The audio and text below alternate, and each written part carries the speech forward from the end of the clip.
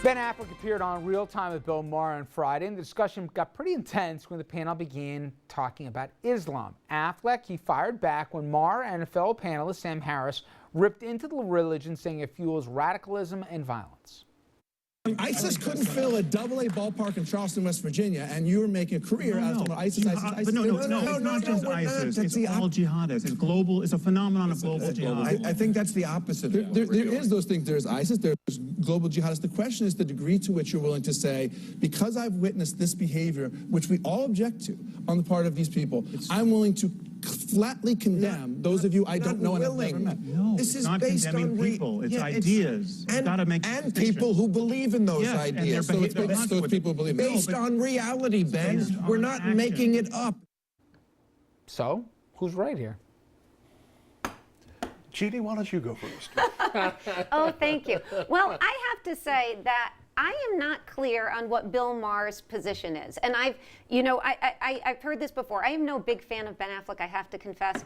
And I don't understand what he was exactly trying to say either, but Bill Maher has been making this point over and over and over again. What is the point? That jihadists are the entire religion, No, and so I we think should condemn them all? He's not clear on that. Maher's point is that Islam tolerates jihadism, and it has an attitude that basically says if you disagree, it's essentially okay to kill. But I find that is not true. Question? And so if that's his point, I don't get it. I mean, what is Bill Maher's qualifications on this subject? No, but I don't even want to go there. He's a talk show host. No, but yeah, I mean, somehow I'm going to get offended in this minute. But yeah, no, I guess. Not that there's anything wrong with that. My point is, they really are at least talking about what people don't want to talk about out loud. That's true. Which is, how much of this is a tolerance of the faith for the extremist, or how much of it is that there's an extremist element that happens to share, in a broad sense, the same religion as 99% of the people that would never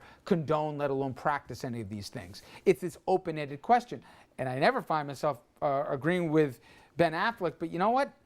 When you start throwing around these casual aspersions that you're going to basically label a whole faith this way, and I know it's a little bit more subtle that Maher's doing, but I think it is a little dangerous. But I think the truth is probably somewhere in between, because there certainly hasn't been a move within Islam to purge radical Islamists out of mainstream, if you and have to this disown argument, the practices. People will bring up ad infinitum the countless sites and everything else, and that you're almost asking people, if you find a few crazy Christian, folks here that, like, is it for me to say that those people who show up in Kansas at the funerals of soldiers or whatever, because technically they're Christian, that somehow I have to apologize for their behavior? Yeah. Why is it incumbent on me to condemn, crazies? And this is where I know what you're saying, but you're making them basically responsible for actions of the And fringe. if Bill Maher really believes that, why not do what President Obama did when he went to the UN? Call on leaders, Islamic leaders around the world, to stand up and say this is unacceptable. That's what you do. You don't condemn the entire religion. What he's actually going for. But let me ask you one other quick question. Isn't this the same guy that's made a whole lot of money off of doing a movie on religion? He hates all organized religions. All right then. Yeah. I mean, that says it all. Well played, Dominic. Well played. And he's alive. All right, let me ask you a tough one here. We're going to go to the end of this one. Abu-Jamal.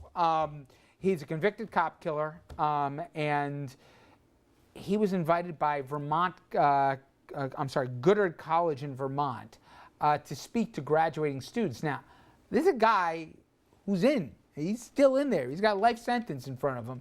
And they were played via a pre-recorded telephone call and a slideshow before about 20 students getting a bachelor's degrees there.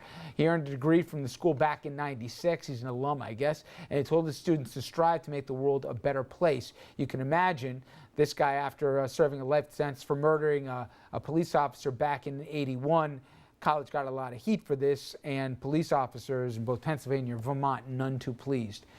20 seconds. Who are you with? In 20 seconds, are they completely out of their mind?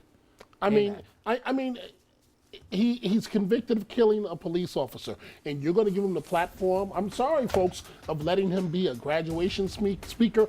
What are you smoking in Vermont? And on that note here, RFL, we'll wrap it up and see you tomorrow at 6 p.m. In-depth look at Ebola outbreak and the enterovirus. We're going to have a doctor on set who'll answer some of the most common questions about both viruses. So send them in, Facebook and Twitter. See you tomorrow.